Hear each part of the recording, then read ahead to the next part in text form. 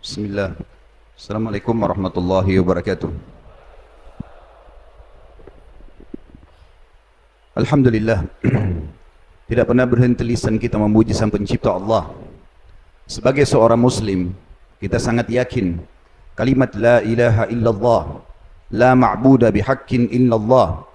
Tidak ada Tuhan yang berhak disembah di langit dan di bumi kecuali Allah. Allah adalah zat yang maha kuat, maha adil, maha bijaksana, sebenar-benar raja. Dia meluaskan rahmatnya bagi semua yang beriman, dan juga siksanya amat keras bagi orang-orang yang membangkang dan kufur. Allah dengan kemahasempurnaannya telah memudahkan kita agar berhubungan langsung dengannya dengan kalimat yang sangat mudah untuk diucapkan, penuh dengan berkah, yaitu Alhamdulillah. Maka jadilah orang yang selalu membasahi lidah dan bibirnya dengan kalimat ini.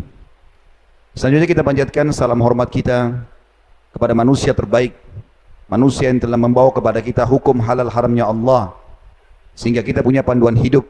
Kita tahu mana yang boleh, mana yang tidak boleh, mana yang diperintahkan dan mana yang dilarang oleh Sang Pencipta Allah.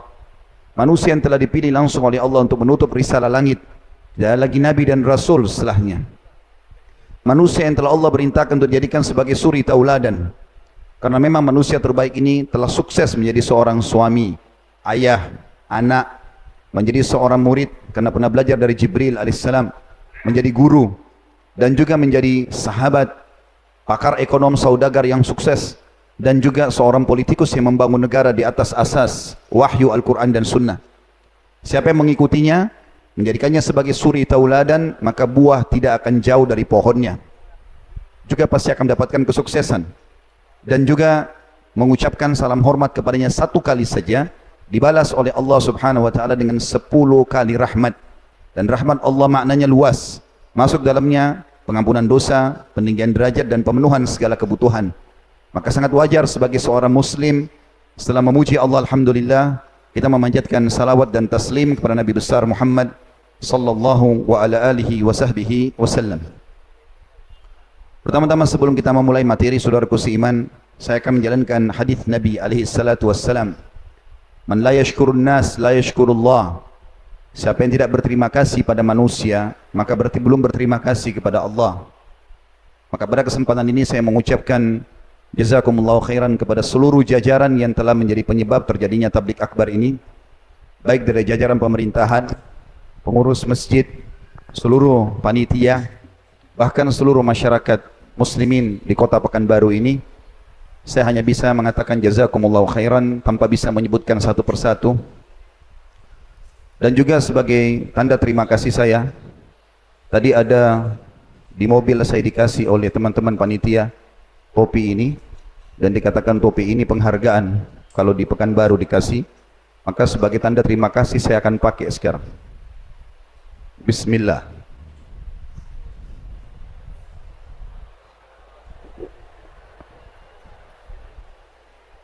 Kemudian selanjutnya kita akan menyampaikan sebuah poin penting dalam setiap kegiatan setiap muslim, yaitu mengejar keutamaan sebuah ibadah. Dan keutamaan yang sedang kita maksudkan adalah keutamaan majelis ilmu. Saudaraku seiman, tidak usah lihat siapa yang menyampaikan, tapi apa yang disampaikan. Kalau yang disampaikan itu kalau Allah, kalau Rasul, Allah telah berfirman, Rasulullah SAW telah bersabda, maka ambillah. Pasti benar, karena wahyu langsung dari Sang Pencipta Allah. Dan kalau seorang muslim ingin termotivasi mengerjakan sebuah ibadah, maka kata kuncinya sederhana, cari tahu janji Allah di ibadah itu, yaitu kalau bahasa ceramahnya fadilah. Siapa di antara kita ingin supaya rajin sholat malam misalnya, maka sebelum dia kerjakan sholat malam, dia tinggal mencari keutamaan sholat malam, karena wahyu berbicara dengan hati manusia. Maka dengan izin Allah dia akan termotivasi untuk mengerjakan sholat malam. Tarik itu ke semua ibadah. Nanti Ramadan sebentar lagi insya Allah akan masuk, baca keutamaan Ramadan. Ingin rajin baca Quran, baca keutamaan Al-Quran, haji dan umrah, bakti dengan orang tua. Semua ibadah, cari tahu keutamaannya. Karena itu akan mendongkrak dan memotivasi kita untuk mengerjakan. Sebagaimana juga saudaraku seiman, kalau kita ingin meninggalkan sebuah dosa, pelanggaran agama, maka kata kuncinya adalah membaca ancaman Allah. Kalau kita baca misalnya tentang, oh ternyata orang berzina itu dihukum seperti ini, orang riba dihukum seperti ini, dan semua dosa-dosa kita baca, maka secara otomatis dengan izin Allah kita akan meninggalkan dosa itu. Karena kita niatnya sekarang majelis ilmu teman-teman, maka kita perlu sedikit mengingatkan tentang keutamaan majelis ilmu. Butuh poin sederhana, ikhlas karena Allah Subhanahu wa taala. Bagi tadi yang hadir di sini karena diajak oleh temannya, ikhlaskan karena Allah, bukan karena teman mengajak. Bagi yang datang ke sini hanya sekedar ingin testimoni saja, mau ngetes, enak gak sih hadir di majelis ilmu? Ganti niatnya sekarang sebelum kita memulai karena Allah. Bagi yang datang hanya seremoni saja, meramaikan majelis, diganti niatnya karena Allah Subhanahu wa taala. Yang tidak enak sama atasannya, orang tuanya, mertuanya, lingkungannya, maka semua harus diganti karena Allah Subhanahu wa taala. Kapan niatnya bukan karena Allah, tidak akan ada keutamaannya. Di antara keutamaan majelis ilmu, hadis hasan diriwayatkan oleh Al-Baihaqi, kata Nabi SAW, siapa yang keluar menuntut ilmu ikhlas karena Allah, akan dicatatkan baginya pahala haji lengkap.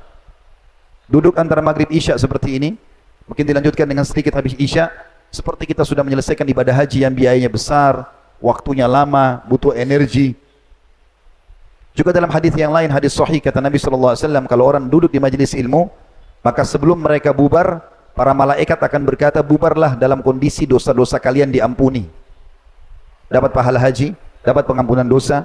Juga dalam hadis Bukhari yang lain, kata Nabi SAW, tidak ada orang yang berkumpul di rumah-rumah Allah dan mereka mempelajari ayat-ayat Allah, kecuali akan turun malaikat yang membawa rahmat dari langit, dan Allah akan turunkan ketenangan jiwa pada mereka.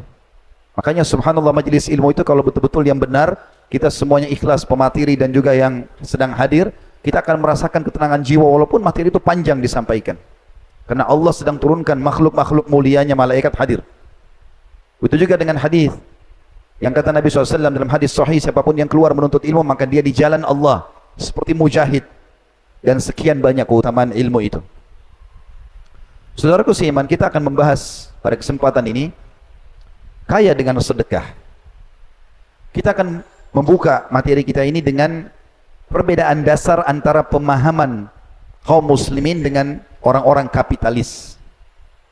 Kapitalis punya prinsip dasar, dan kita sayangkan hampir seluruh wilayah umat Islam banyak yang berpegang secara ekonomi dalam prinsip ini.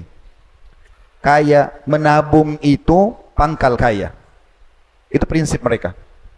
Jadi bagaimana caranya supaya kaya? Mulai belikan celengan anak-anak dari kecil, supaya mereka belajar nabung. Bukain rekening supaya mereka nabung. Selalu kalau dapat uang, nabung dulu. Pikirannya mengerucut kepada menabung. Sementara Islam datang mengajarkan untuk supaya kaya bukan menabung, tapi bersedekah. Kira-kira saudaraku seiman, ketemu nggak antara menabung dengan sedekah? Menabung berarti menyimpan, sedekah berarti apa? Mengeluarkan. Ketemu nggak kira-kira? Jadi mulai sekarang, teman-teman kalau memberikan uang kepada anak-anak, bukan disuruh masukkan ke celengan dia pribadi, tapi bawa ke masjid. Suruh kamu masukkan di celengan masjid. Suruh traktir temannya di sekolah. Kalau ada temanmu yang lapar, nak, belikan. Kalau ada temanmu yang pakaiannya robek, belikan. Selalu kita ajarkan sedekah. Karena konsep kita seperti itu. Keluarkan, kau akan dapat.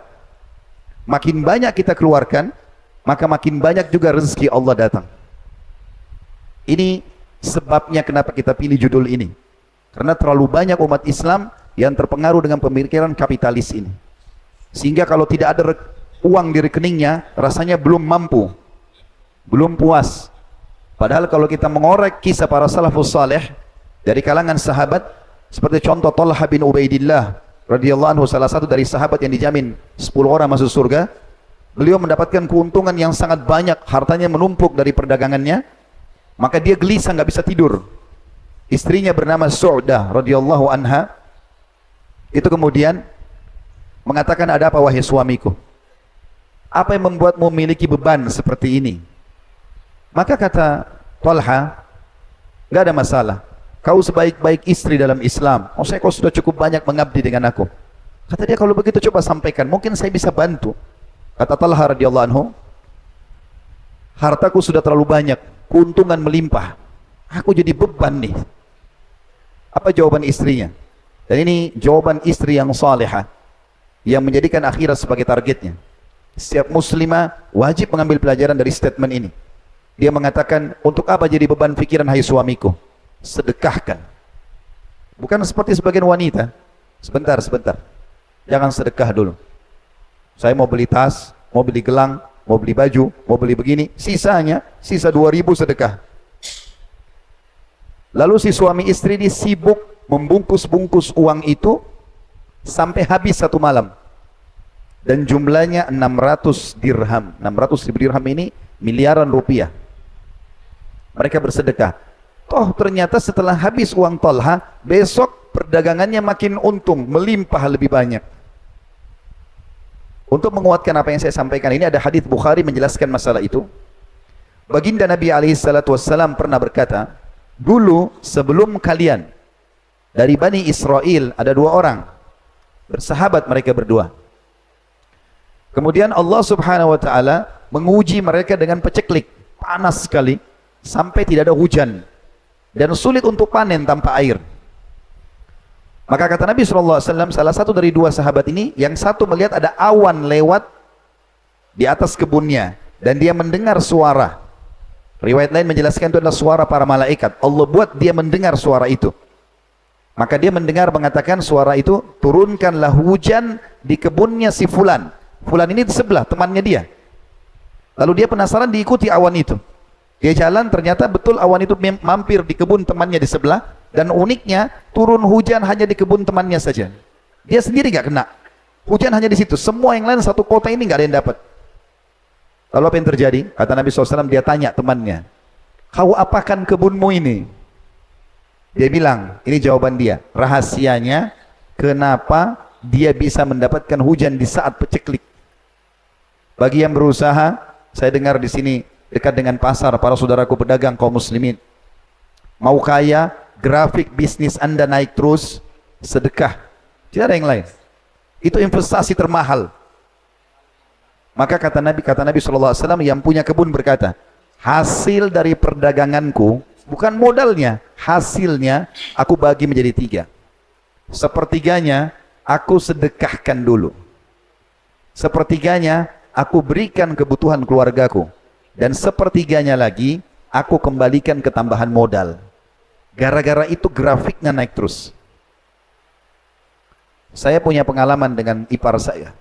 Kebetulan adik beliau nikah sama kakak saya perempuan, tinggal di Ternate. Saya pernah ada acara pengajian di sana, di Maluku. Habis selesai ceramah malam hari, sekitar jam 10 malam, saya duduk ngobrol berdua. Tiba-tiba ada suara, kena pakai atap seng, ada suara seperti batu yang sangat keras jatuh, ribut seng itu. Maka saya kaget, dia tertawa, senyum. Lalu dia mengatakan, itu mangga saya yang sudah matang jatuh. Ustaz mau? Ayo kita makan berdua. Orang sana mengatakan itu mangga madu. Saya tidak tahu di sini bilang apa, tapi di Jakarta juga bilang mangga mana lagi. Biasanya kalau dipotong ada seperti ada titik-titik madunya, manis sekali. Saya makan, memang manis sekali mangga itu, Masya Allah. Mungkin saya bisa katakan, belum pernah saya makan mangga semanis itu. Maka selesai habis makan, udah kami istirahat, habis sholat subuh, waktu syuruk saya pulang ke rumahnya, kemudian tiba-tiba saya bilang, bisa nggak saya lihat pohonnya? Diizinkan saya ke belakang, lewat dapur ke belakang. Subhanallah, saya lihat pohon itu saya nggak bisa lupa. Sekarang ini seperti kebayang pohon itu. Tingginya mungkin hanya 3 meter pohon itu, tidak lebih. Pendek, 4 meter lah ya, kurang lebih. Buahnya itu banyak sekali. Dan saking banyaknya itu sampai memberatkan pohon itu, sampai mau kena ke paving blok di belakang rumahnya itu. Penuh, banyak, Masya Allah. Kalau melihat poster tubuh mangga, pohon mangga ini kayaknya nggak mungkin buahnya sebanyak itu, menurut saya. Nah, saya pun senang dengan tanaman. Maka yang terjadi adalah, saya tanya, Masya Allah, saya bilang buahnya banyak sekali. Apa yang, bibit apa yang antum pakai ini? Maka dia bilang sama saya, biasa saja, saya biarkan begitu. Apa yang saya bisa kasih-kasih? Cuma memang saya tidak pernah tahan orang mengambil mangga ini. Ternyata pohon mangga itu teman-teman, setengahnya tangkainya masuk ke dalam rumah dia, setengahnya menjulang keluar tembok. Jadi yang menjulang di luar tembok, siapapun lewat boleh ambil. Anak kecil ambil, orang lewat ambil, mungkin ada orang ambil untuk jual, terserah dia. Dia sedekahkan. Subhanallah, gara-gara itu sepanjang tahun mangganya nggak pernah berhenti berbuah. Kita tahu mangga itu kan setahun sekali berbuah ya. Makanya orang, mudah-mudahan di sini tidak ada, tapi kalau ada yang biasa mangganya baru berbuah 3 sudah dibungkus dengan kresek, plastik, karena bakhil harus mengubah pola itu. Bagaimana bisa berbuah banyak sementara dia sudah sangat perhitungan dengan masalah itu. Baik teman-teman sekalian, itu mukaddimahnya, pembukaan kenapa saya membahas masalah kaya dengan bersedekah. Sedekah sendiri sebenarnya itu satu kosakata dengan sedekah atau sidq, jujur ya. Kenapa kok sedekah itu dipakai di sesuatu yang kita keluarkan? Imam Nawawi rahimahullah menjelaskan masalah itu. Beliau mengatakan disebut sebagai sedekah apapun yang dikeluarkan di jalan Allah, dari baju, makanan, pakaian, kendaraan, karena ia merupakan bukti atas kepercayaan pelakunya atau kebenaran, dalam bahasa Arabnya sidq, terhadap keimanannya, baik lahir maupun batin. Maka sedekah itu adalah keyakinan terhadap kebenaran yang dia yakini. Makanya apa yang kita keluarkan kalau kita ikhlas karena Allah diistilahkan dengan sedekah. Padahal sebenarnya dari bahasa satu kosakata sama sidq atau jujur dan percaya. Di antara statement kaum salafus saleh yang perlu kita renungi sebelum lebih dalam kita masuk kepada keutamaan sedekah, supaya kita bisa merenungi dan kita jadikan sebagai simbol atau pegangan atau prinsip hidup selama kita melalui roda kehidupan muka bumi ini, kalau kita ingin kaya raya. Umar bin Khattab berkata, sesungguhnya amal itu saling berbangga satu sama yang lain. Sesungguhnya amal baik itu, amal soleh berbangga satu sama yang lain. Lalu sedekah berkata, akulah yang paling baik di antara kalian. Begitu juga dengan Abdul Aziz bin Umair rahimahullah berkata, salat itu akan menyampaikan dirimu setengah perjalanan. Puasa menyampaikan dirimu ke pintu gerbangnya sang Raja Allah, dan sedekah akan menyampaikan dirimu ke hadapan sang Raja itu. Juga Yahya bin Mu'adz berkata rahimahullah, tidaklah aku mengetahui suatu biji yang mengimbangi gunung dunia kecuali sedekah. Begitu juga Asy-Syu'bi berkata rahimahullah, barang siapa yang tidak memperlihatkan bahwa dirinya lebih butuh kepada ganjaran sedekah daripada seorang fakir yang butuh kepada sedekah itu sendiri, maka dia telah membatalkan sedekahnya dan telah memukul wajahnya sendiri dengannya. Jadi teman-teman, kalau ada orang datang minta kepada kita, kita wajib menanamkan sebagai seorang muslim kalau kita lebih butuh kepada dia daripada dia butuh kepada kita. Makanya ada orang tidak paham konsep ini. Mereka justru kalau kedatangan orang miskin, mukanya cemberut duluan. Karena bagi dia tadi konsep kapitalis, kasih berarti berkurang. Kalau saya mau kaya, saya nabung. Islam datang mengatakan beri, kau akan kaya. Maka sekarang kita pahami bagaimana para salafus saleh mengatakan, Asy-Syu'bi mengatakan kalimat mulia, kalau ada orang yang menganggap dirinya tidak lebih butuh terhadap yang dia sedekahkan daripada orang yang sedang minta dari dia, maka sama saja dia sedang memukul sedekah itu pada wajahnya sendiri. Artinya seakan-akan tidak diterima oleh Allah subhanahu wa ta'ala. Perhatikan statement yang mirip dengan ini yang disampaikan Fudail bin Iyad rahimahullah, salah satu ulama tabi'in yang lain. Beliau mengatakan pada saat dia kumpulin banyak harta untuk sedekah, lalu dia mengatakan setelah orang-orang itu pergi kepada murid-muridnya ada di sekitarnya, sungguh mereka ini orang-orang miskin yang sudah bawa sedekahnya telah membawa perbekalan-perbekalanku menuju akhirat tanpa upah sedikit pun, hingga mereka meletakkannya di atas timbangan amalku di hari kiamat. Bisa ditangkap pesannya? Artinya dia mengatakan orang-orang miskin yang pergi ini sebenarnya mereka ini sedang saya minta tolong untuk membawa itu ke timbangan amalku hari kiamat.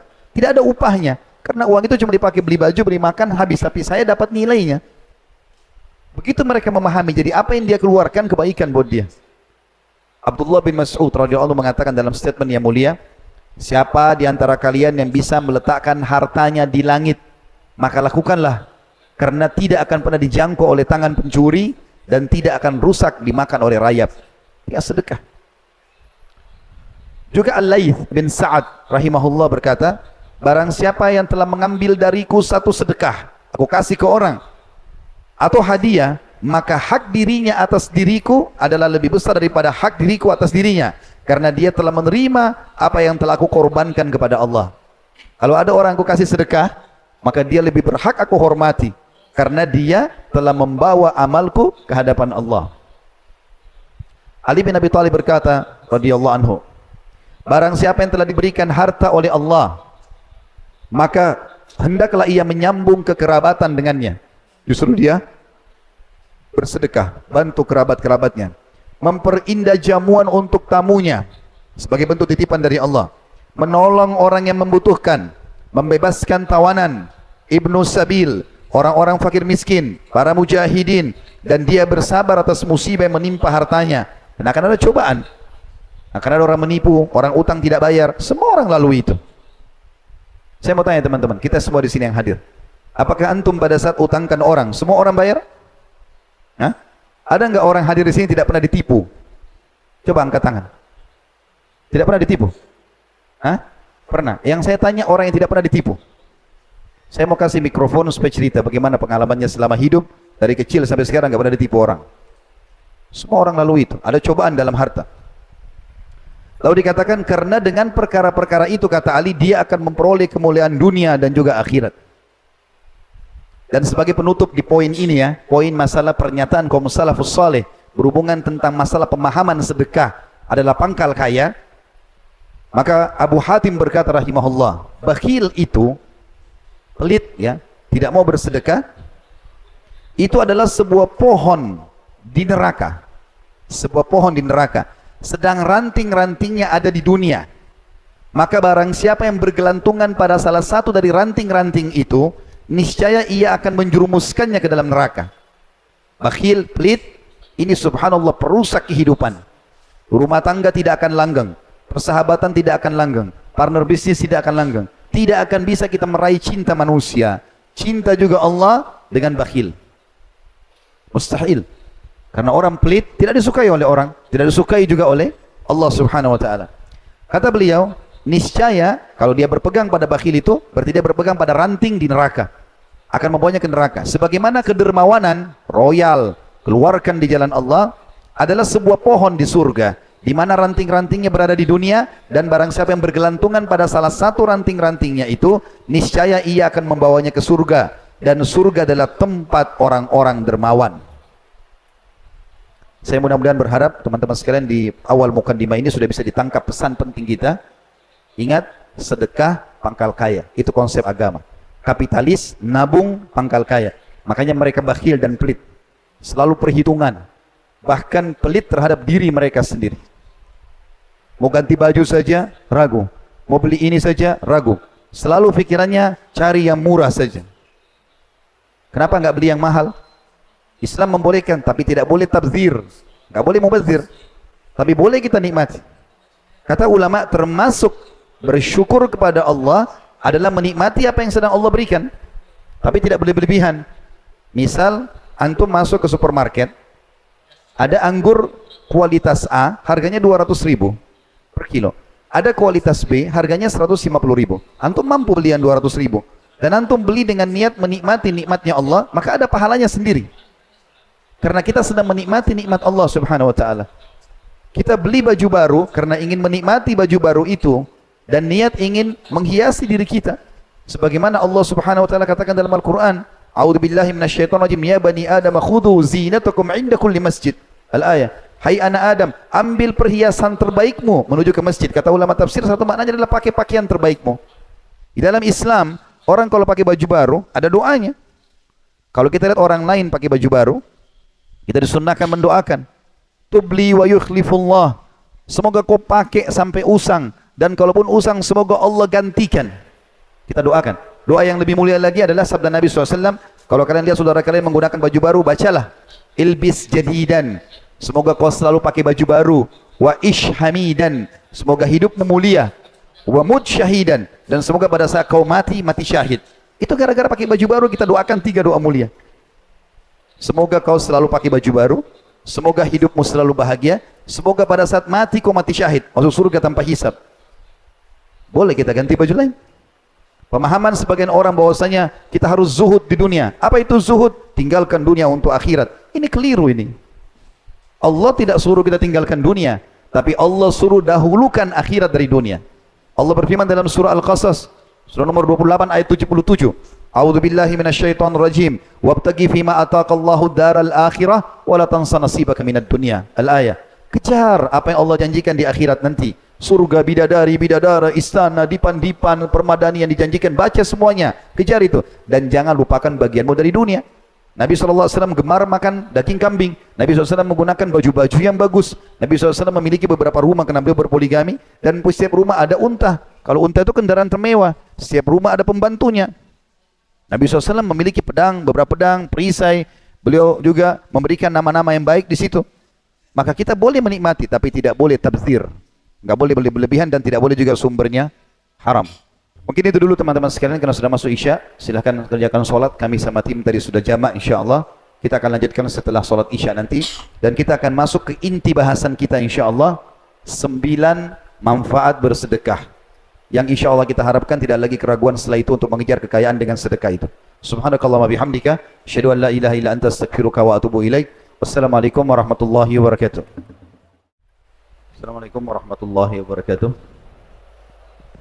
Alhamdulillah wassalatu wassalamu ala Rasulillah. Segala puji dan puja kehadirat Allah Subhanahu wa taala, juga salawat dan taslim kepada Nabi besar Muhammad sallallahu alaihi wasallam. Lanjutkan bahasan kita, dan kita akan masuk ke inti bahasan sebenarnya, yaitu manfaat atau apa yang kita dapatkan dari sedekah itu sendiri. Yang paling pertama teman-teman sekalian, sebelum kita masuk ke 9 poin manfaat daripada bersedekah, dan salah satunya adalah judul kita, kaya dengan bersedekah itu sendiri, dan kita sebutkan dalilnya insyaAllah. Kita perlu dulu menjelaskan hal yang mendasar sekali. Ada perbedaan antara zakat dengan sedekah. Kalau zakat, fungsi utamanya adalah pensucian harta. Kalau sedekah, untuk memperbanyak harta. Jadi beda fungsi. Zakat memiliki syarat-syarat. Syarat utamanya adalah haul, masa setahun. Dan teman-teman menentukan sendiri haul itu. Misalnya, sekarang menjelang Ramadan nih, teman-teman niatkan di masjid ini, haul saya Ramadan tahun lalu. Berarti Ramadan sekarang seperti kita tutup buku. Semua tabungan atau simpanan dan investasi dinilai. Kalau mencapai syarat kedua nisab, kadar minimal 85 gram emas, maka dikeluarkan 2,5%-nya. Berarti ada syarat haul 1 tahun, ada syarat nisab. Nisab itu batas minimal 85 gram emas, dan juga ada persentasenya 2,5%. Kalau zakat, kalau sedekah nggak ada. Mau sedekah tiap hari boleh, tidak ada juga kadar minimalnya, tidak ada persentase minimal, gitu kan, atau jumlah yang ditentukan, karena dia lebih luas. Kenapa saya jelaskan ini teman-teman sekalian? Karena ada di antara umat Islam kita di Indonesia, mereka Masya Allah punya harta banyak. Idul Fitri, menjelang Idul Fitri atau Ramadan, sibuk mengeluarkan zakat. Hitung zakatnya keluarlah, misalnya karena kaya raya punya zakat misalnya 1 miliar. Tapi yang dia lakukan adalah, dia tidak menghabiskan zakat itu di masa haulnya. Kalau haulnya Ramadan, yang paling afdal habiskan di Ramadan. Tapi banyak orang tidak, karena zakatnya besar, disimpan di rumah, dicicil dalam setahun, sehingga dia tidak sedekah lagi. Yang dia keluarkan hanya zakat, padahal beda fungsi, ya. Makanya kita jalankan dua-duanya, zakat iya, sedekah iya. Baik, kita akan masuk teman-teman sekalian, manfaat dari sedekah itu sendiri. Yang paling pertama adalah dia berfungsi melipat gandakan harta, dan sekaligus mensucikan jiwa juga. Walaupun zakat lebih fokus kepada pensucian harta. Mungkin dalam setahun, pada saat kita jual baju, kita jual makanan, kita kan tidak tahu konsumen ini bawa uang halal atau uang haram. Maka zakat membersihkan itu. Tapi secara umum, sedekah juga selain melipat gandakan harta, kalau zakat tadi pensucian saja, maka sedekah bisa melipat gandakan harta dan juga menjadi pensucian sekaligus. Allah Subhanahu wa taala berfirman tentang masalah itu, artinya sedekah bisa membersihkan dosa. Dalam surah At-Taubah ayat 103 atau 103. Bunyinya a'udzubillahi minasyaitonirrajim. Khudh min amwalihim shadaqatan tutahhiruhum wa tuzakkihim biha wa shalli 'alaihim. Inna salataka sakanun lahum wallahu sami'un alim. Ambillah sedekah dari sebagian harta mereka yang dengan sedekah itu kamu membersihkan dan mensucikan mereka. Dan berdoalah untuk mereka, hai Muhammad. Sesungguhnya doamu itu menjadi ketentraman jiwa bagi mereka. Dan Allah maha mendengar lagi maha mengetahui. Jadi dari ini menjelaskan kepada kita bahwasanya bisa mensucikan diri.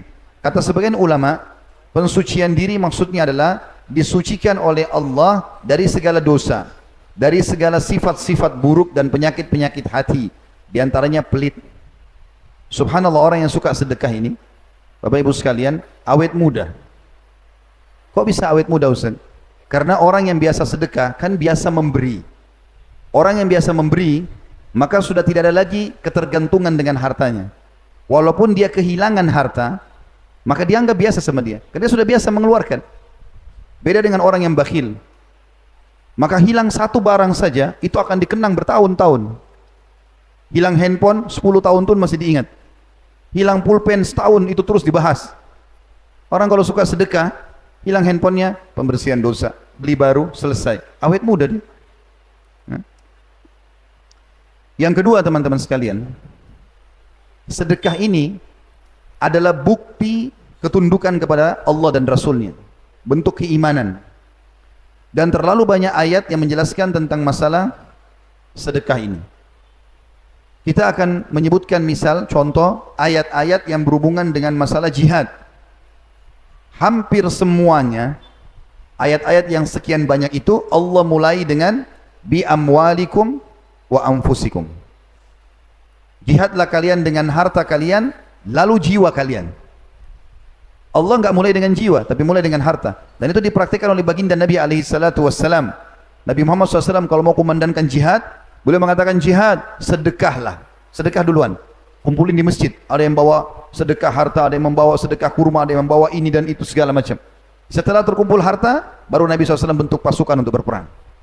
Dan Allah Subhanahu Wa Taala seringkali menghubungkan teman-teman sekalian ayat yang menyinggung masalah solat dengan sedekah. Yang menandakan kedudukan sedekah ini tinggi sekali. Karena solat kita tahu adalah tiang agama. Seperti Allah sebutkan dalam surah Ibrahim ayat 31. A'udzubillahi minasyaitonirrajim. Qul li'ibadiyalladzina amanu yuqimus salata wa yunfiqu mimma razaqnahum sirran wa alaniyatan min qabli an ya'tiya yaumun la bay'un fihi wala khilal. Katakan hai Muhammad kepada seluruh hamba-hambaku yang telah beriman. Apa pesan Tuhan buat kita? Allah SWT mengatakan, hendaklah mereka selalu mendirikan sholat. Azan, absen diri. 1 hari 5 kali. Saya hadir ya Allah. Kemudian mereka menafkahkan sebagian rezeki yang kami berikan kepada mereka.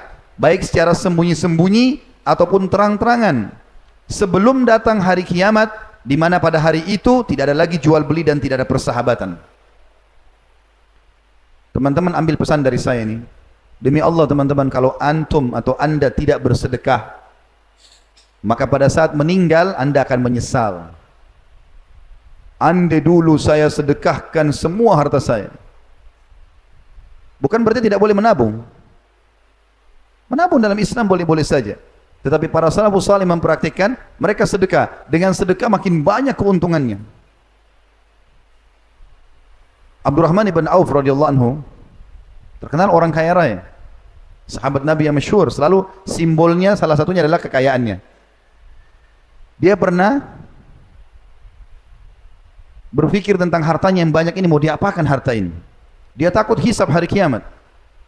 Bagaimana caranya habiskan harta? Dibagi-bagiin sama semua orang, masih banyak. Sudah dibagi-bagi, masih banyak.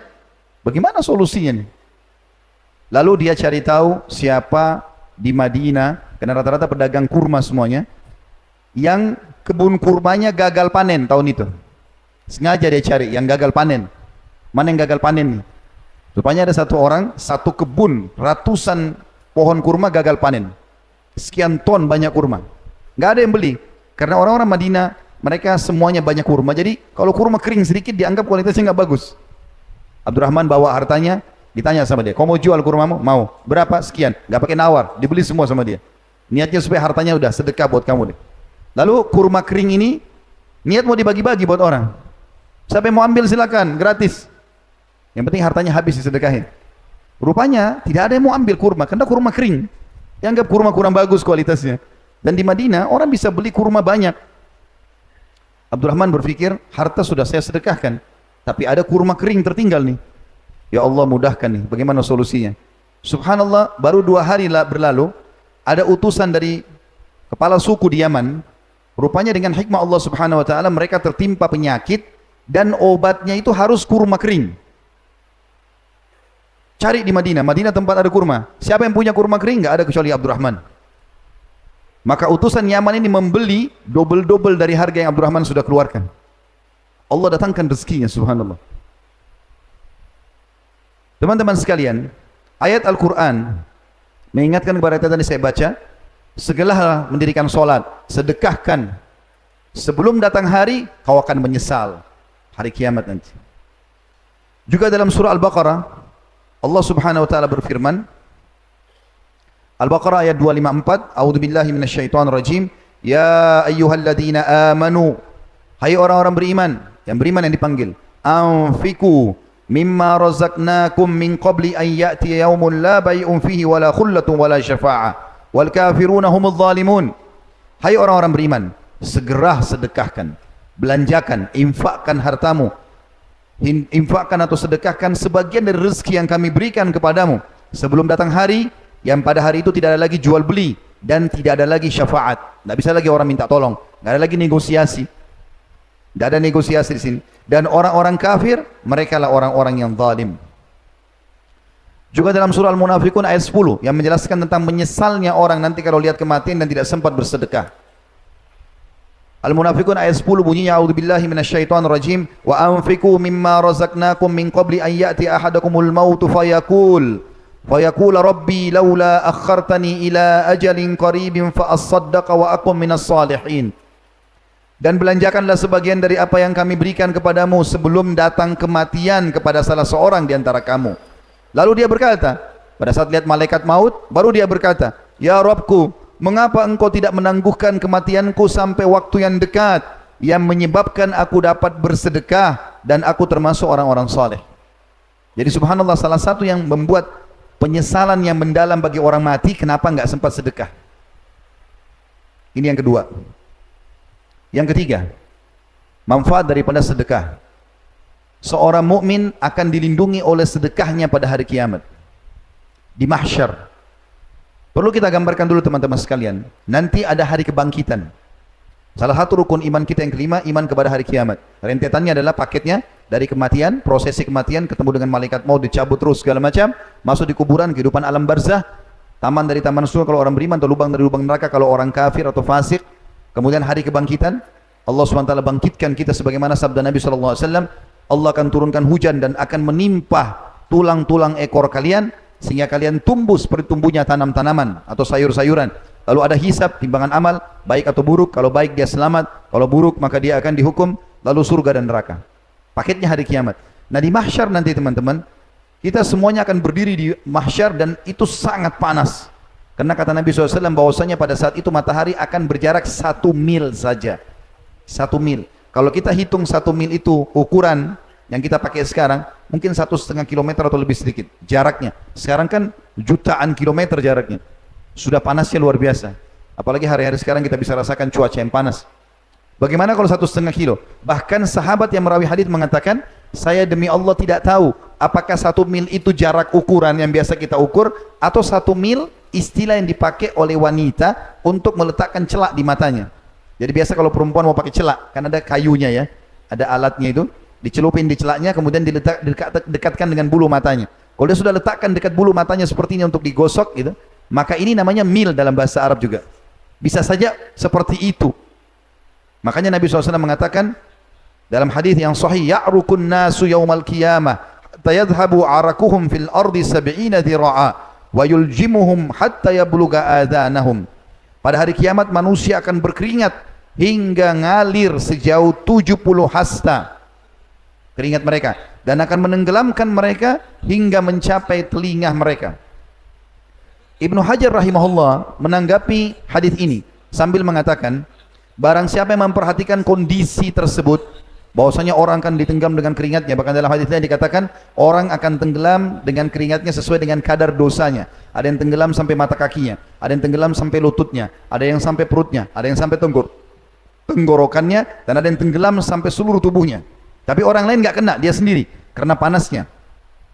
Kata Ibnu Hajar rahimahullah, barang siapa yang memperhatikan kondisi tersebut, niscaya ia akan mengetahui betapa besarnya goncangan pada hari itu, di mana neraka mengelilingi tanah padang mahsyar dan matahari didekatkan sekitar 1 mil jaraknya dari kepala manusia.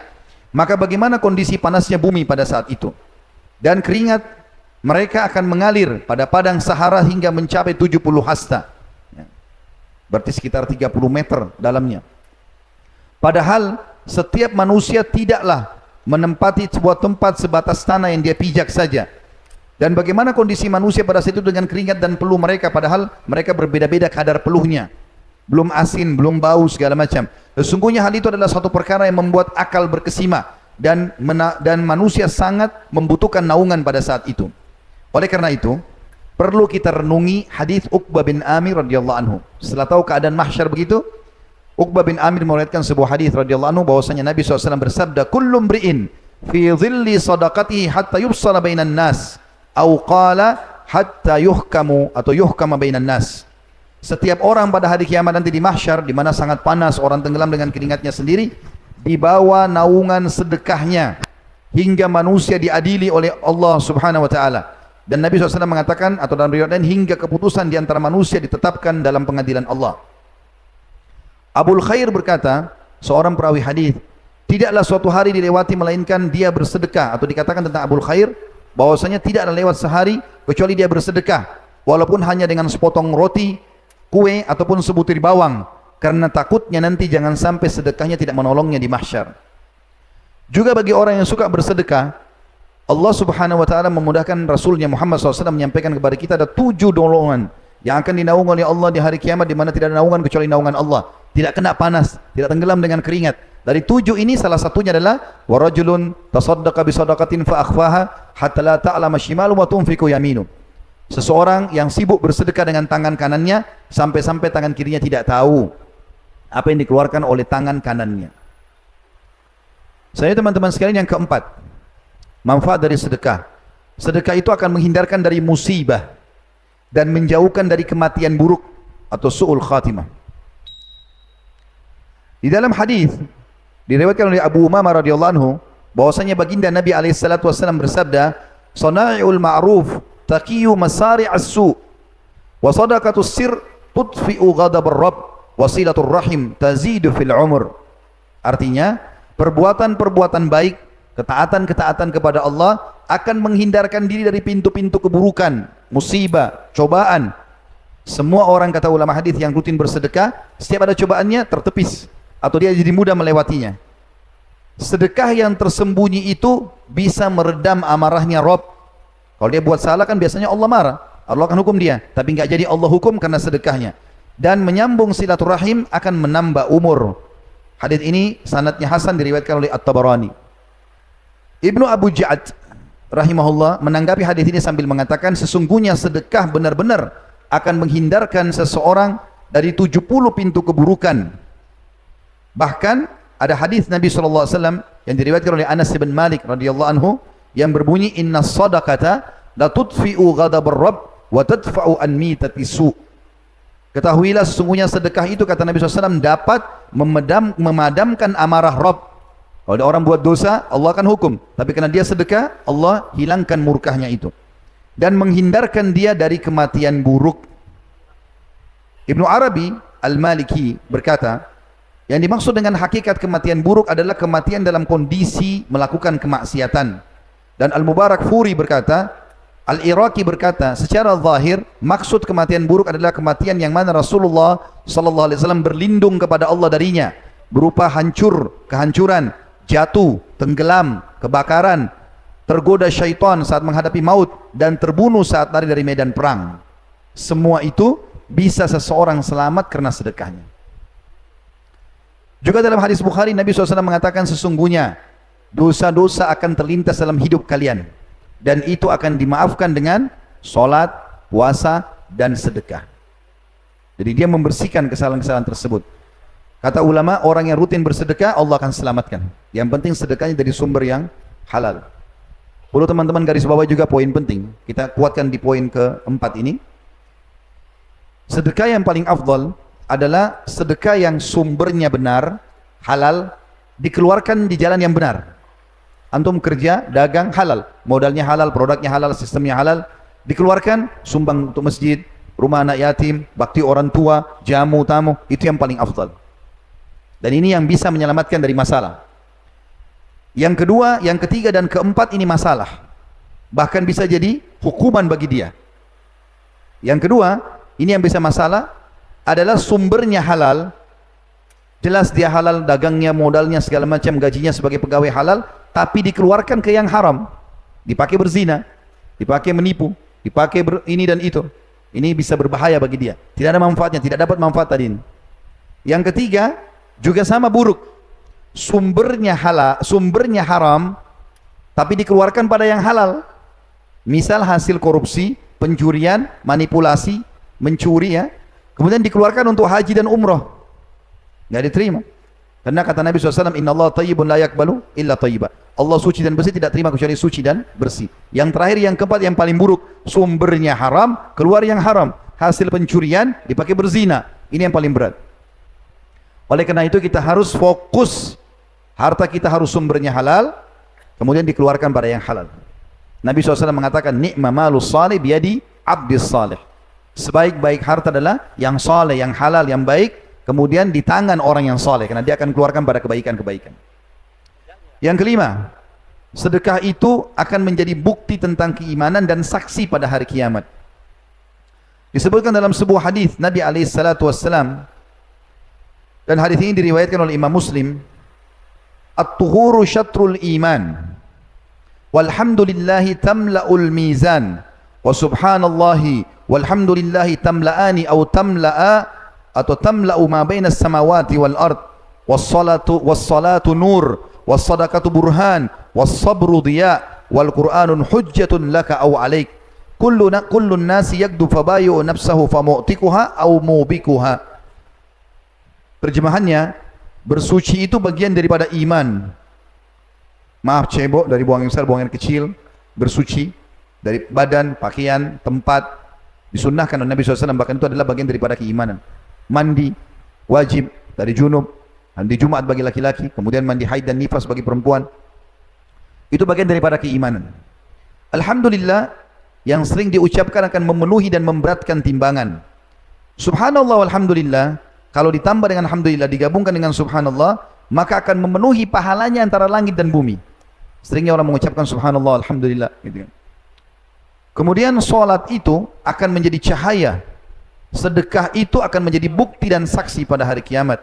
Sabar itu pelita hidup, sedangkan Al-Quran itu adalah hujjah untuk memberimu pahala kalau kau baca dan amalkan, dan hujjah akan menghukummu apabila kau mengabaikannya.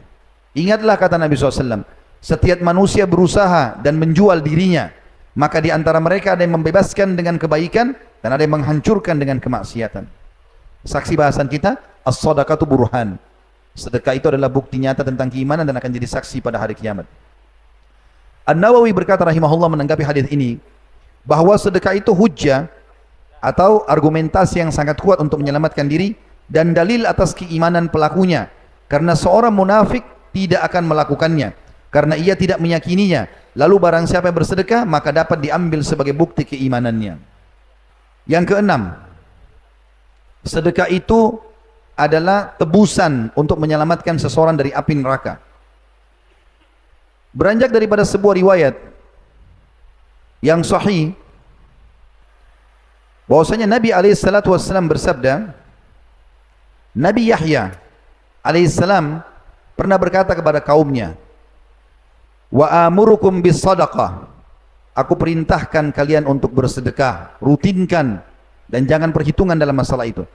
Fa inna mathala dzalika kamathali rajulin asarahul adu fa awsaku yadahu ila unukihi wa qaddamuhu liyadribu unuqah. Karena perumpamaan seseorang nanti hari kiamat seperti orang yang sedang ditawan oleh musuh. Lalu tangannya, kedua tangannya dibelenggu di lehernya. Dan mereka membawanya untuk dipenggal lehernya. Faqal ana afdihi minkum bil qalili wal katsir fafada nafsahu minhum. Lalu kemudian dia berkata, aku akan menebus kalian dengan harta-hartaku ini. Lalu kemudian dia terus menebus hartanya atau dirinya sampai Allah selamatkan dia. Dan ini sebuah keutamaan tersendiri karena Allah Subhanahu wa taala menyelamatkan dia. Riwayat ini diriwayatkan Tirmidzi dan dikatakan sanadnya hasan.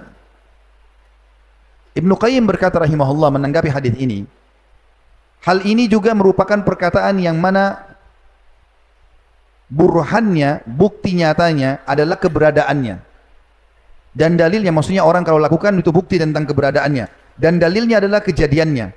Karena sedekah itu memiliki pengaruh yang menakjubkan dalam hal menolak berbagai macam bencana, walaupun dari seorang yang jahat atau seseorang yang berbuat zalim, bahkan dari seorang kafir, karena Allah Ta'ala akan menolak darinya berbagai macam bencana dengan sedekah. Hal ini adalah suatu perkara yang telah dimaklumi di antara manusia, baik yang terpelajar maupun yang tidak terpelajar. Ini perkataan Ibnu Qayyim rahimahullah, diambil dari sebuah buku namanya Al-Wabil As-Sayyib di jilid 1 halaman 49. Selanjutnya teman-teman sekalian, yang ketujuh ya, Allah Subhanahu wa taala akan mengganti sedekah itu. Dan ini yang menjadi inti bahasan kita tadi, judulnya kaya dengan bersedekah. Allah berfirman teman-teman sekalian berhubungan dengan masalah Allah akan mengganti itu. Di dalam firman-Nya surah Saba ayat 39, A'udzubillahi minasyaitonir rajim. Qul inna rabbi yabsutur rizqa liman yasha'u min ibadihi wa yaqdiru lah wa ma anfaqtum min syai'in fahuwa yukhlifu wa huwa khairur raziqin. Artinya, katakan hai Muhammad kepada hamba-hambaku, sesungguhnya Tuhanku melapangkan rezeki bagi siapa yang dikehendakinya di antara hamba-hambanya, dan dia menyempitkan rezeki bagi siapa yang dikehendakinya. Dan barang siapa atau barang apa saja yang kamu nafkahkan, sedekahkan di jalan Allah, maka pasti Allah akan menggantinya, dan dialah sebaik-baik pemberi rezeki. Semua yang kita keluarkan yang penting ke sumber halal, walaupun untuk kebutuhan kita pribadi, beli mobil, beli rumah, haji dan umrah, semuanya sebanyak apapun Allah akan ganti, selama memang itu adalah hal yang benar. Sekaligus saya ingatkan di sini teman-teman, banyak orang di Indonesia sengaja cari travel haji umrah yang murah, padahal dia orang kaya. Kenapa? Murah, walaupun jauh dari Masjidil Haram. Yang penting murah. Toh saya cuma datang ibadah. Keliru akhi dan ukhti. Cari travel yang paling bagus, yang paling mahal. Sudah fasilitasnya enak, ibadahnya enak, Allah ganti. Kenapa cari yang murah ini? Bahkan cari pesawat yang transit 7 kali pun tidak apa-apa. Yang penting murah. Kenapa akhi? Dan kenapa ukhti? Kenapa menyusahkan diri? Allah tidak suruh kita itu. Bahkan kata Nabi SAW dalam hadis sahih riwayat ahli sunan, innallaha yuhibbu an yara athara ni'ami al abdi. Allah suka sekali melihat bekas nikmatnya pada hambanya. Allah suruh kita pakai baju bagus, mobil yang bagus, rumah yang bagus. Bahkan kata Nabi SAW, puncak nikmat pada seorang hamba mukmin adalah di jasadnya, di rumahnya yang luas, tetangganya yang baik, dan tunggangannya atau kendaraannya yang layak. Boleh orang pakai. Dalam Islam yang penting sumbernya halal. Nikmati Allah akan ganti. Sebuah hadis qudsi menekankan masalah itu. Hadis sahih riwayat Bukhari. Kata Nabi SAW, Allah berfirman, qala Allah tabaraka wa ta'ala, Allah yang maha berkah dan maha tinggi telah berfirman, ya ibna Adam, anfik unfik alaik. Wahai anak Adam, berinfak dulu di jalanku, aku akan berinfak kepadamu. Tidak akan pernah seseorang miskin kena sedekah. Dalam sebuah hadis Bukhari dan yang lain kata Nabi SAW, ma naqasa malum min sadaqah, tidak akan pernah berkurang harta karena bersedekah. Kalau teman-teman mau dapat sesuatu yang besar dari Allah, keluarkan juga yang besar. Ini kadang-kadang celengan masjid lewat, cari uang yang paling kecil, 2.000 rupiah, kasihlah 2.000. Lalu dengan 2.000 angkat tangan ke langit, ya Allah berikan saya kesehatan, keturunan, istri yang cantik, ya, mobil yang bagus, ini dan itu. 2.000 rupiah. Ya bakhil, ini manusia pelit. Keluarkan yang besar jalan Allah. Berikan yang terbaik. Dan tidak ada hitung-hitungan sama Allah, karena Allah juga membalas, innallaha yarzuqu man yasha bighairi hisab.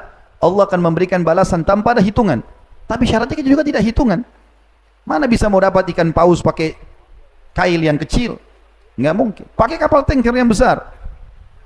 Dan saya ajak teman-teman sekalian yang belum pernah berinfak dengan 10.000 rupiah, selama ini cuma 1.500, coba belajar 10.000.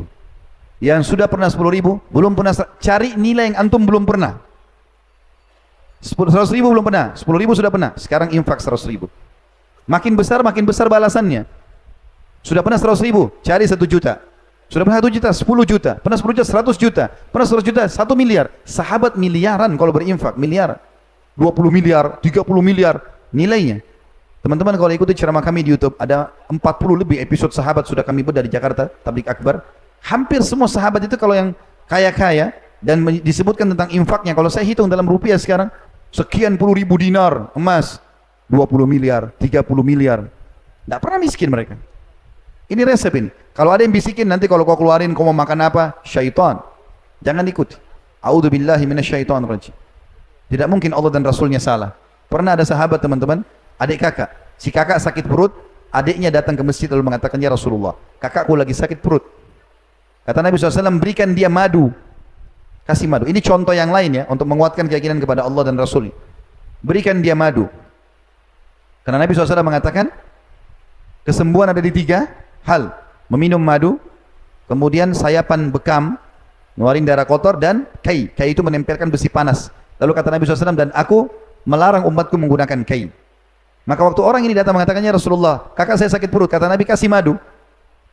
Rupanya dikasih madu, kakaknya dia pulang lagi. Kakak saya masih sakit ya Rasulullah. Seakan-akan gak yakin nih. Apa kata Nabi SAW? Allah pasti benar dan perut kakakmu yang bohong. Sabar, pasti sembuh. Tidak mungkin tidak. Gak ada keraguan bagi seorang mukmin. Tahu teman-teman, apa yang membuat Abu Bakar radhiyallahu anhu punya kedudukan tinggi di sisi Allah? Sampai dari semua sahabat yang dapat julukan Siddiq, yang akan menemani nabi-nabi di surga. Minan nabiyina was siddiqin, nabi-nabi dan orang siddiq. Abu Bakar satu orang yang dapat julukan Siddiq. Kenapa? Semua yang Allah dan Rasulnya ucapkan pasti benar. Mau masuk akal nggak masuk akal pasti benar. Waktu kejadian Isra Mi'raj, ya, orang-orang Quraisy bilang, Abu Jahal bilang sama Abu Bakar, ini teman Muhammad sudah gila. Masa ngaku Isra jalan di malam hari ke Palestina? Waktu itu kalau orang mau jalan, waktu itu belum ada pesawat segala macam, orang harus menunggangi kuda terkuat, anak muda yang punya kekuatan full, 1 bulan jalan non-stop, baru sampai ke Palestina. Ini 1 malam jalan ke sana, pulang pergi lagi. Kemudian naik ke langit, ketemu Tuhannya kembali lagi. Bagaimana bisa ini? Abu Jahal ingin goyahkan imannya Abu Bakar. Apa kata Abu Bakar? Hai Quraisy, ketahuilah, kalau depan mata saya ada tembok warnanya putih, lalu Muhammad bilang bukan Abu Bakar, itu hitam, saya akan bohongkan mata saya dan saya akan bilang iya hitam. Jadi kalau Nabi bilang hitam, padahal putih depan mata, enggak, hitam, berarti mata saya yang salah. Saking percayanya sama Nabi Muhammad SAW. Begitu seorang muslim. Bagaimana antum masih ragu dengan penyampaian wahyu seperti ini? Dan dalam hadis Bukhari yang lain, mulia sekali hadis ini. Kita akan mendapatkan doa malaikat untuk melipat gandakan harta kita hanya dengan sedekah setiap hari itu. Kata Nabi SAW, ma min yaumin yusbihul ibadu fihi illa wa malakani yanzilan. Tidak ada satu hari pun di pagi hari setiap hamba yang masih hidup ada, kecuali ada malaikat yang Allah turunkan 2 dari langit pada hari itu. Fayakul ahaduhuma, maka salah satu malaikat itu berkata, Allahumma a'ti mumfikan khalafa, ya Allah berikanlah kekayaan dan ganti orang-orang yang berinfak. Wa yaqulul akhar, Allahumma a'ti mumsikan talafa, dan yang satu lagi mengatakan, ya Allah binasakan, hancurkan orang-orang yang kikir. Imam Nawawi berkata rahimahullah menanggapi hadis ini, para ulama berkata, infak tersebut adalah dalam ketaatan, akhlak-akhlak yang terpuji untuk keluarga dan tamu, sedekah-sedekah dan sebagainya, dan tidak pada hal-hal yang tercela atau mubadzir berlebih-lebihan. Sedangkan infak yang menahan diri dari hal yang tercela dalam infak adalah hal yang positif. Lalu beliau mengatakan, atau Ibnu Hajar menanggapi itu, Ibnu Hajar mengatakan adanya doa dari malaikat kehancuran mengandung 2 makna. Tadi karena malaikat yang satu mengatakan, ya Allah gantikan dan luaskan rezeki orang yang berinfak, yang satu mengatakan binasakan dan hancurkan orang yang kikir. Kata Imam Ibnu Hajar rahimahullah mengandung 2 makna Allah hancurkan di sini. Yang pertama, dihancurkan hartanya sendiri. Yang kedua, dihancurkan jiwanya. Artinya Allah buat dia sakit, buat masalah segala macam karena tidak pernah berinfak itu. Ini resep yang sangat luar biasa teman-teman sekalian. Yang kedelapan, tentu tinggal dua saja. Yang kedelapan adalah sedekah itu termasuk yang tidak akan pernah terputus setelah meninggal orang. Hadis yang masyhur yang sudah kita tahu sama-sama. Hadis ini diriwayatkan oleh Imam Muslim. Idza mata ibnu Adam inqata 'amaluhu illa min thalath. Kalau anak Adam meninggal dunia, terputus sumber pahalanya kecuali dari tiga sumber yang pasti. Lalu Nabi SAW sebutkan yang pertama, shadaqatun jariyah. Sedekah yang dikeluarkan, yang terus bermanfaat. Wakaf tanah, bangunan masjid, rumah anak yatim, Al-Quran yang dibaca, segala macam, jalan, jembatan, itu semuanya. Aw ilmin yuntafa'u bih, atau ilmu yang bermanfaat yang disebarkan. Aw waladin salihin yad'ulah, atau anak soleh yang mendoakan dia. Kata para ulama, perhatikanlah baik-baik wahai saudaraku dari hadis ini. Ternyata Nabi SAW menyebutkan yang paling pertama membuat selalu pahala kita bertambah setelah kita meninggal adalah sedekah. Jangan pernah mengkhayal ahli waris akan sedekah buat kita. Mungkin ada kalau kita wasiatkan, tapi berapa banyak? Tidak akan sama kalau kita yang sedekahkan. Ada kisah nyata di Saudi teman-teman terjadi. Ini kisah nyata dinukil oleh seorang dokter bernama Muhammad, beliau dosen di Ummul Qura, dan beliau pernah berkata tentang kisah ini. Saya dengar ceramahnya dan saya nukil kepada Bapak Ibu sekalian.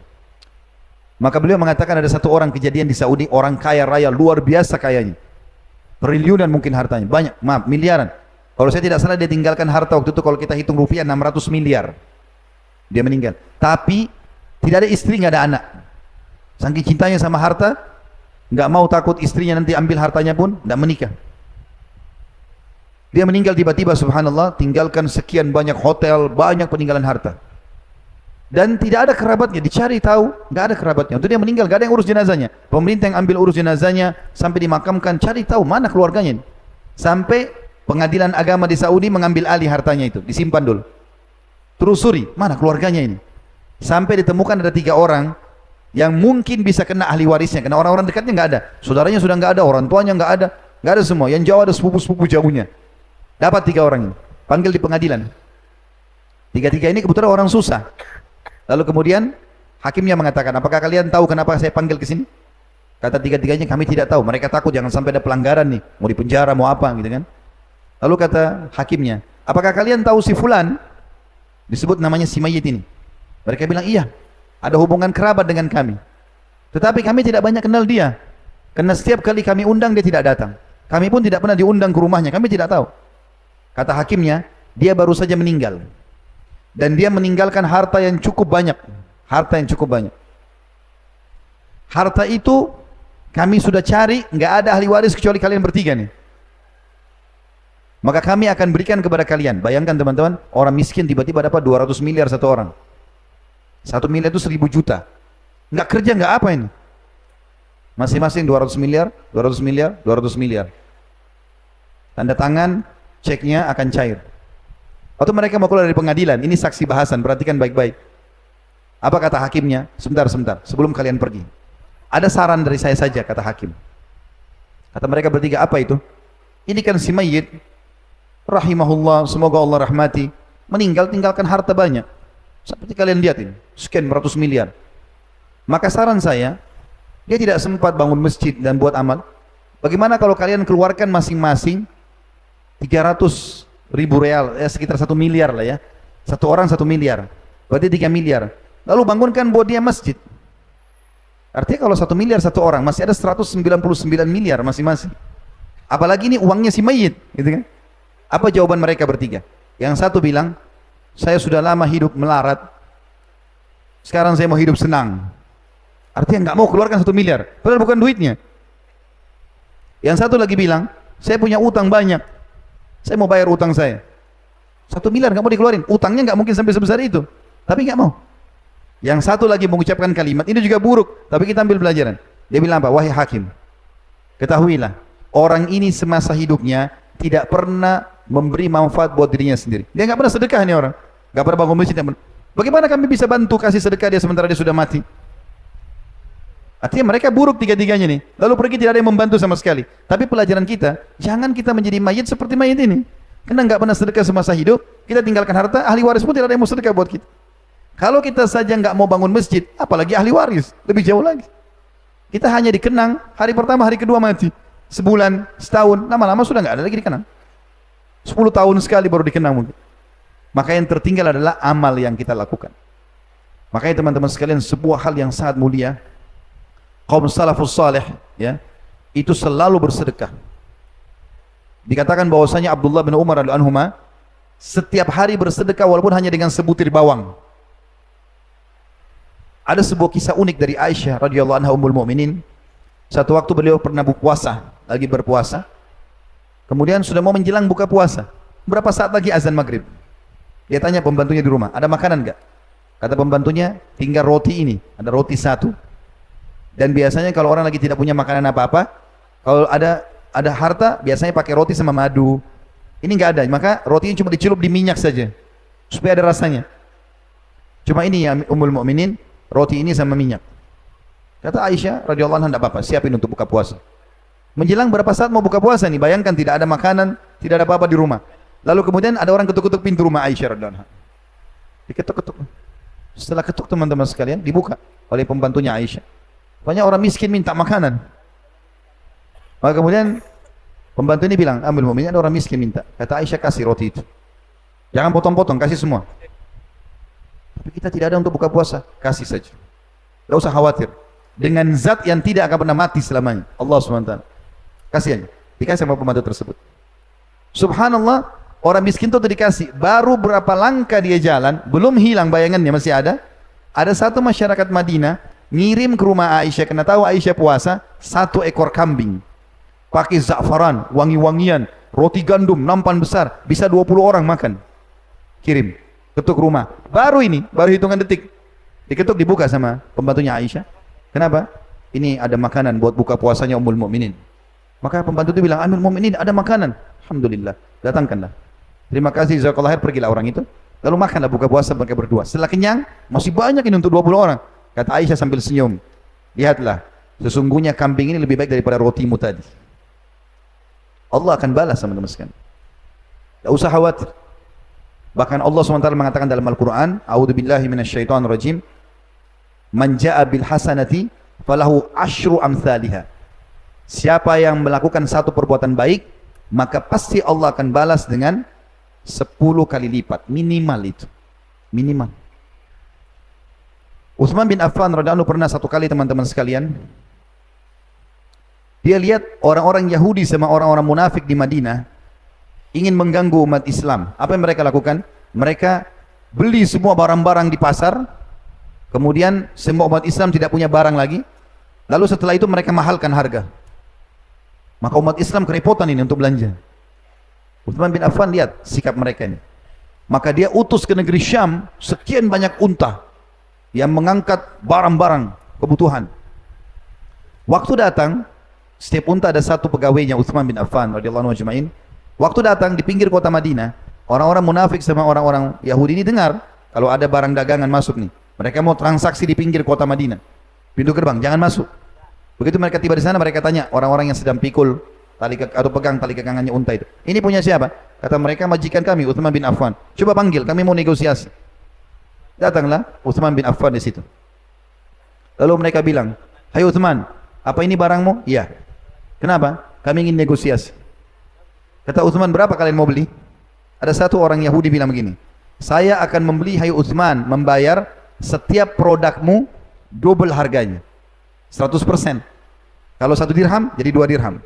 Langsung untung, nggak usah pas di pasar ditata, dan saya beli semua ini.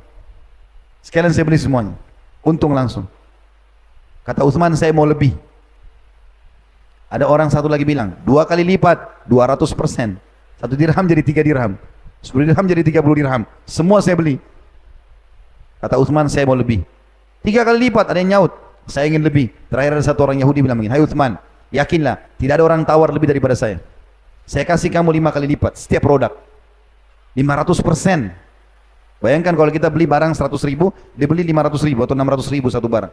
5 juta menjadi 25 juta atau 30 juta. Semua dibeli. Kaya raya mendadak ini. Kata Utsman, "Saya mau lebih." Kata si Yahudi ini, dari mana Utsman kau dapatkan orang mau lebih? Dia bilang, kalian mau tahu siapa yang bisa beli lebih dari kalian? Mereka bilang, tentu saja mau tahu siapa nih orang kaya mau lebih beli. Maka Utsman mengatakan kepada pegawai-pegawainya, panggil seluruh umat Islam di Madinah.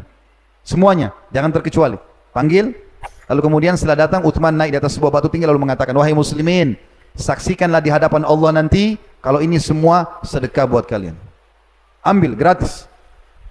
Maka di depan matanya orang Yahudi sama orang munafik ini, umat Islam mengambil, ambil keju, ambil gandum, ambil macam-macam, semua ambil, gratis ini. Dan ini depan mata mereka keuntungan besar sebenarnya. Tapi Utsman bin Affan ingin tunjukkan kepada mereka bahwasanya ada sesuatu pesan yang penting berhubungan dengan Allah SWT, dan juga ingin mematahkan sikap mereka yang ingin mengganggu umat Islam. Setelah habis semua diambil, dan dalam beberapa athar dikatakan karena infak itu, maka satu kota Madinah nggak butuh belanja di pasar sebulan. Akhirnya harga pasar jadi turun semua. Gara-gara tadinya Utsman sudah bagikan makanan ini. Yang terjadi teman-teman sekalian, pada saat Utsman bin Affan sudah bagi-bagi itu, beliau balik ke arah orang-orang Yahudi dan munafik sambil mengatakan, apakah kalian tahu siapa yang membeli lebih dari kalian? Kata orang-orang Yahudi dan munafik itu, barang apa lagi yang kau mau jual? Sudah habis semuanya. Dia bilang, karena Allah membeli dari saya 10 kali lipat. Nggak ada yang bisa beli dari 10 kali lipat. Dan dia ingin menunjukkan tentang hadis tersebut. Yang terakhir teman-teman sekalian adalah keutamaan yang ke-9, sedekah itu bisa menghapuskan dosa-dosa. Sebagaimana hadis Muadz bin Jabal radhiyallahu anhu disebutkan dalam Sunan Tirmidzi dengan sanad sahih, Nabi SAW bersabda, as-sadaqatu tudfi'ul khati'ata kama yudfi'ul ma'un nar. Sedekah itu menghapus kesalahan sebagaimana air memadamkan api. Jadi ada dosa-dosa yang dimaafkan oleh Allah karena sedekah. Abdullah bin Abbas, Abdullah bin Umar dan anhum ajma'in berkata, kalau aku punya perkara yang belum selesai atau doaku belum diijabah, maka aku sengaja keluar mencari orang miskin untuk aku bersedekah padanya. Dan dengan itu Allah Subhanahu wa taala memudahkan urusanku. Sekian banyak keutamaan teman-teman sekalian. Resep yang sederhana, sedekah. Kalau untuk menginvestasi yang sebenarnya, lihat tuh kantong-kantong investasi yang besar orang-orang miskin di sebelah rumah yang tiap hari minta makanan di pasar. Mereka tempat-tempat investasi yang besar. Ini Ramadan, menjelang Ramadan, insya Allah besok kita akan bahas masalah menghidupkan Ramadan dengan amal-amal saleh. Perbanyak sedekah, buka puasain orang. Tadi saya dengar ada penawaran untuk infak karpet masjid, untuk infak renovasi ini, untuk penyelesaian ini. Tadi ketua masjid sempat bilang sama saya, masjid ini kami bangun dengan swadaya masyarakat. Kesempatan teman-teman. Kata Nabi SAW, man bana masjidan lillahi banallahu lahu baitan fil jannah. Siapa yang membangun masjid untuk Allah di muka bumi, Allah akan bangunkan istana baginya di surga. Istana di surga. Maka ada sahabat mengatakan, ya Rasulullah, tidak semua orang bisa berinfak sebesar itu. Maksudnya bangun masjid itu besar biayanya. Kayak ini kalau tidak salah sudah berapa? 22 miliar apa tadi dikatakan. Tidak semua orang bisa infak itu. Apa kata Nabi SAW? Pahala itu, istana di surga, akan dikasih oleh Allah walaupun orang membangun masjid di muka bumi, berinfak buat masjid hanya seperti sarang burung. Artinya kalau kita berinfak hanya bisa 10.000 rupiah, lalu digabungkan dengan uang-uang yang lain, dicampur jadi semen, jadi batu, kita juga dapat istana di surga. Dan Allah Maha Adil, ini kalimat penutup saya. Allah Subhanahu wa taala Maha Adil teman-teman sekalian. Allah menilai sesuai dengan niat dan upaya kita. Pernah ada sahabat mengeluarkan infak 1 dirham. Yang satu lagi 100 dirham. Beda jauh ini. 1 dengan 100.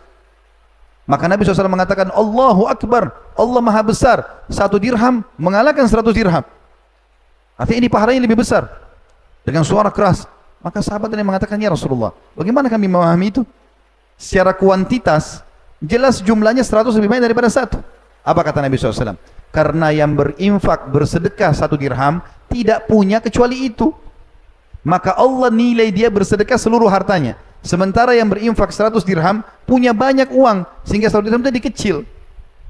Antum cuma punya uang 10.000 di kantong, nggak ada uang lagi.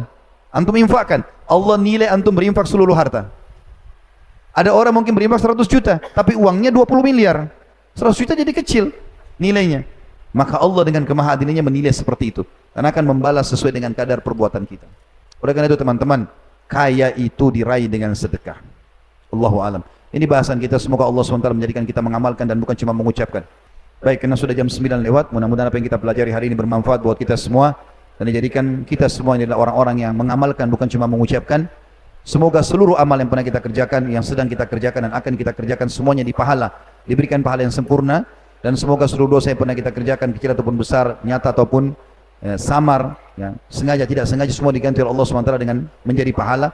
Dan kita selalu mendoakan supaya negara kita menjadi negara yang aman, tentram, damai, seluruh umat Islam di bawah naungan ukhuwah Islamiyah, dan dalam ibadah mereka kembali kepada Al-Quran dan Sunnah, dan semoga Allah melunasi utang negara ini semudah-mudahnya, dan juga menggunakan kita pemimpin muslim yang adil kembali kepada Al-Quran dan Sunnah, dan semoga Indonesia menjadi contoh bagi negara yang lain.